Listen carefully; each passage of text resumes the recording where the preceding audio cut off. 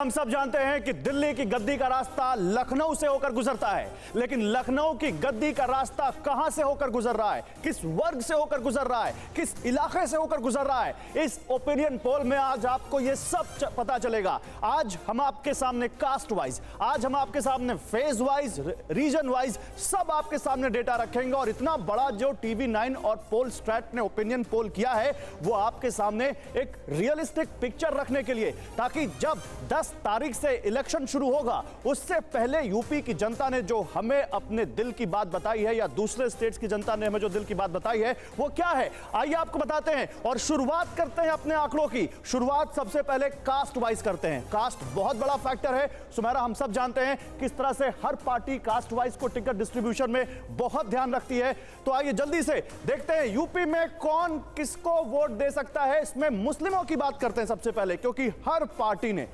Party ने कोशिश की है कि मुस्लिमों को अपने साथ लाएं।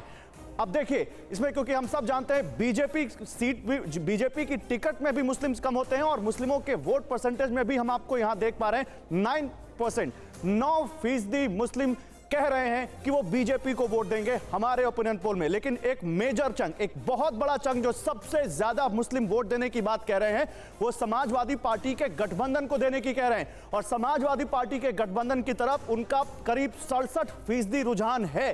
बीएसपी ने बहुत सारे मुस्लिमों को अपनी टिकट बांटी है, लेकिन उसके बावजूद केवल 11% मुस्लिम ऐसे हैं जो कह रहे हैं कि हम बीएसपी को देंगे वोट। कांग्रेस इस लड़ाई में इन दोनों पार्टियों के बाद दिखती है, बीजेपी से ऊपर दिखती है, लेकिन ज्यादा अंतर नहीं है। कांग्रेस ने भी तमाम मुस्लिमों को टिकट दिए, लेकिन केवल 10% मुस्लिम कह रहे हैं कि हां हम वोट देंगे कांग्रेस को। और अन्य की बात करें तो केवल 2.93% के आसपास, जिसमें बहुत सारे निर्दलीय हैं, बहुत सारी छोटी मोटी पार्टियां हैं। अभिषेक हमारे साथ मौजूद है। लेकिन अभिषेक, जब हम ये देख रहे हैं तो यही है जो कॉन्फिडेंस दे रहा है समाजवादी पार्टी को, जो वोट शेयर इस वक्त लग रहा है कि मुसलमानों का एक बड़ा वोट शेयर उनके पास जा रहा है, लेकिन वो जो 11% और 10% कांग्रेस पार्टी के पास या बीएसपी के पास जा रहा है, या कहीं हो सकता है AIMIM को मिले, क्या वो उनकी कुछ सरदर्द भी बढ़ा रहा है?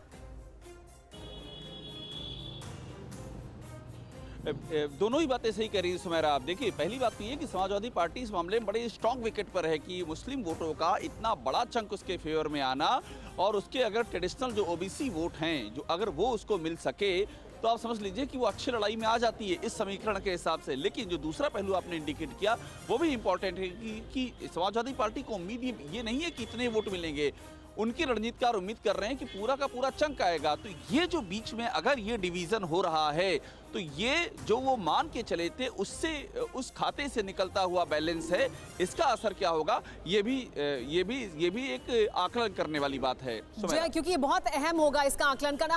परवाह देश की, सोमवार से शुक्रवार रात 10 बजे TV9 भारतवर्ष पर।